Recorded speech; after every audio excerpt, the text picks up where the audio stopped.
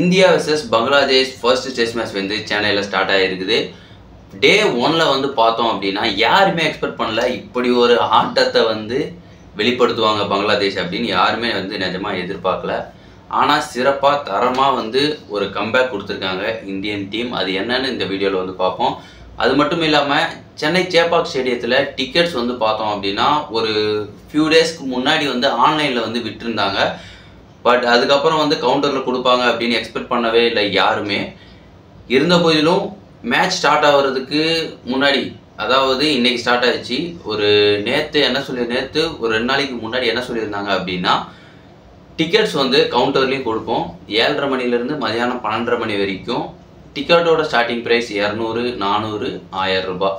இந்த மாதிரி வந்து 3 விதமாக இருந்தது. அது மட்டும் இல்லாமல் ஒவ்வொரு நாளைக்கும் ஒவ்வொரு டிக்கெட்டாக தான் வாங்க முடியும். ஒரே நாளில் 5 நாளைக்குமே வந்து மொத்தமான டிக்கெட்டை நம்மளால் வாங்க முடியாது. வாங்க வீடியோக்குள்ளே போகலாம்.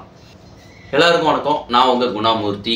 T20 வேர்ல்ட் கப் நடந்து முடிஞ்சதுக்கப்புறம் இந்தியாவுக்கு வந்து எந்த ஒரு டெஸ்ட் மேட்சுமே வந்து நடக்கலை, எந்த ஒரு டீம் கூடயும் நடக்கலை. இப்போது வந்து சென்னையில் India versus Bangladesh test match வந்து ஸ்டார்ட் ஆகிருக்கு. அது மட்டும் இல்லாமல் இந்த டெஸ்ட் முடிஞ்சதுக்கப்புறம் நியூசிலாந்து டீம் வந்து இந்தியா வராங்க. அது முடிஞ்சதுக்கப்புறம் நம்ம ஆஸ்திரேலியா போகிறோம் ஒரு 5 டெஸ்ட் விளையாட. அதுக்கப்புறம் வந்து இங்கிலாந்து போய் டெஸ்ட் விளையாடுறதுக்கு தயாராக வந்து இருக்கிறோம். வரிசையாக வந்து மேட்சஸ் வந்து இருந்துக்கிட்டே இருக்குது. நானும் உங்கள் கூட என்டர்டெயின் பண்ணிக்கிட்டே இருப்பேன். இன்றைக்கி நடந்த ஃபர்ஸ்ட் மேட்ச் வந்து ஆரம்பமே வந்து அதிர்ச்சி தான் காத்துட்டு. இந்தியா ஃபஸ்ட்டு வந்து பேட்டிங் வந்து இறங்கின உடனே வந்து பார்த்தோம் அப்படின்னா யசஸ்வி ஜெய்ஸ்வாலும் ரோஹித் சர்மாவும் களத்தில் முதல்ல இறங்குறாங்க. இறங்கின உடனே நம்ம ரோஹித் சர்மா அவுட் ஆகிட்டு போயிடுறாரு. அதுக்கப்புறமா பின்னாடி வந்த சுப்மன் கில், அவர் வந்து எதுக்கு டீமில் வச்சுக்கிட்டு இருக்காங்கன்னு எனக்கு தெரியவே கிடையாது. எந்த ஒரு பர்ஃபார்மன்ஸும் இல்லை. ஆனால் அவருக்கு மட்டும் வாய்ப்பு எந்த ஒரு வகையில் கொடுத்துட்டு இருக்காங்கன்னு தெரியல. 5 மேட்சாக சேர்த்து அவர் ஒரு 500 ரன் அடிப்பார். ஆனால் இங்கே ருத்ராஜ் கெய்க்வாட் போன்ற பிளேயர்லாம் வந்து 2 மேட்ச்சில் 500 ரன் அடிக்கணும் அப்படின்ற பர்ஃபார்மன்ஸை வந்து எப்படி கொடுக்க முடியும்னு தெரியல.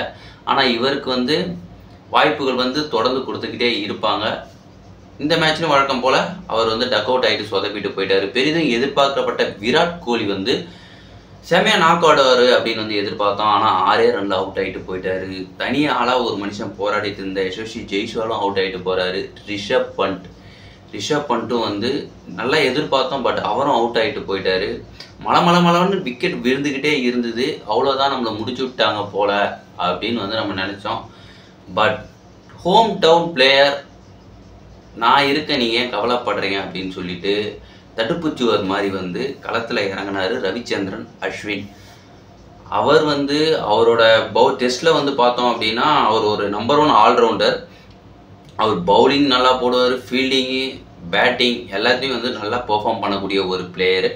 அவர் வந்து அணியை வந்து சரிவிலேருந்து மீட்டார். அவருக்கு துணையாக யார் இருந்தாங்க அப்படின்னு வந்து பார்த்தோம் அப்படின்னா ரவீந்திர ஜடேஜா வந்து களத்தில் வந்து நின்னார். இப்படி 6 விக்கெட் சரசரன்னு விழுந்துருச்சு. டே எண்டில் வந்து பார்த்தோம் அப்படின்னா ரவிச்சந்திரன் அஸ்வின் ஒரு அபாரமான ஒரு செஞ்சுரியை வந்து போட்டார். யாருமே எக்ஸ்பெக்ட் பண்ணல விராட் கோலி செஞ்சுரி போடுவாங்க, ரோஹித் சர்மா செஞ்சுரி போடுவாங்க, சுப்மன் கில் செஞ்சுரி போடுவார், இல்லை KL ராகுல் போடுவாரா, இல்லை ரிஷப் பண்ட் போடுவாங்களா, எல்லாரும் எதிர்பார்த்தோம். பட் ஆனால் நிறையா பேர் எதிர்பார்த்துருக்கவே மாட்டாங்க ரவிச்சந்திரன் அஸ்வின் செஞ்சுரி போடுவாருன்னு சொல்லிட்டு. பட் இருந்த போதிலும் அவர் வந்து ரொம்ப நாள் கழிச்சு ஒரு நல்ல பர்ஃபார்மன்ஸை வந்து கொடுத்துருக்கிறாரு. எல்லாரையும் திரும்பி பார்க்கவும் வச்சிருக்கிறாரு. டெஸ்ட்டில் நான் தாண்டா ஆல்ரவுண்டர் அப்படின்னு சொல்லிட்டு ஒரு செஞ்சுரி அடித்து நிரூபிச்சிருக்காரு. அது மட்டும் இல்லாமல் பவுலிங் போட வரும்போது கண்டிப்பாக வந்து அவரோட இம்பேக்ட் வந்து பங்களாதேஷ்க்கு இருக்கும் அப்படின்றதுல எந்த ஒரு மாற்றமும் கிடையாது.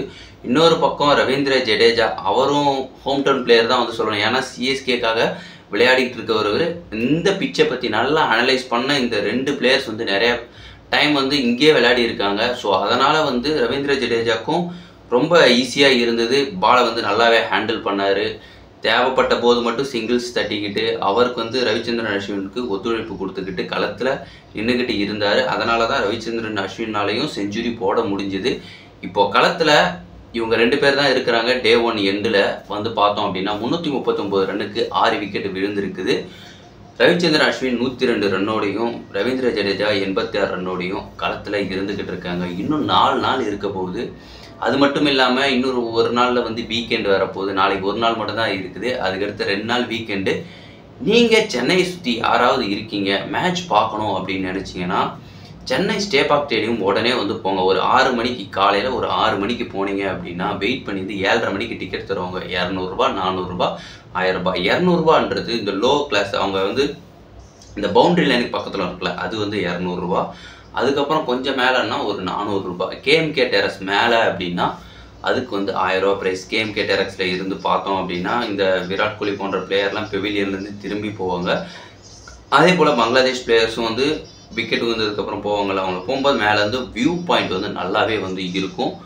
ஸோ அதனால் மிஸ் பண்ணாமல் போய் மேட்ச் பார்க்கணுன்னு நினச்சிங்கன்னா போய் பாருங்கள். பட்டு நம்மளால் ஐபிஎல் தான் வந்து சரியாக போய் பார்க்க முடியல. அது மட்டும் இல்லாமல் டிக்கெட் எல்லாமே ஆன்லைன்லேயே விற்கிறாங்க. நிறையா பிளேயர்ஸையும் பார்க்கணும் அப்படின்னு நம்ம வந்து ஆசைப்பட்டிருப்போம். பட்டு டிக்கெட் வாங்க முடியாத நிலைமை. ஸோ அதனால் வந்து பார்க்க முடிஞ்சிருக்காது. இது வந்து நமக்கு ஒரு பொன்னான வாய்ப்பு. விராட் கோலியை பார்க்கலாம், ரோஹித் சர்மா பார்க்கலாம், இந்தியன் கிரிக்கெட் பிளேயர்ஸ் எல்லாரையுமே வந்து நம்ம மிஸ் பண்ணாமல் வந்து பார்க்கலாம். தயவு செஞ்சு மிஸ் பண்ணாமல் போய் பாருங்கள். பார்த்துட்டு உங்களோட எக்ஸ்பீரியன்ஸ் எப்படி இருந்தது. அது மட்டும் இல்லாமல் இந்த டெஸ்ட்டை வந்து கண்டிப்பாக வந்து இந்தியா தான் வந்து வின் பண்ணுவாங்க. இந்த டெஸ்ட் அதாவது பங்களாதேஷில் நடக்க வேண்டியது. ஏன் அப்படின்னா பங்களாதேஷில் தான் ஆல்ரெடி ஃபிக்சர் பண்ணியிருந்தாங்க. பங்களாதேஷில் வந்து இந்த கலவரம் நடந்து ப்ரொட்டஸ்ட்லாம் நடந்துட்டு இருக்குதுல்ல, அதனால தான் வந்து இந்தியாவில் வந்து இந்த டெஸ்ட்டை நடத்திட்டு இருக்காங்க. அது மீண்டும் நம்ம இன்னொரு வீடியோவில் வந்து சந்திப்போம். பாய்.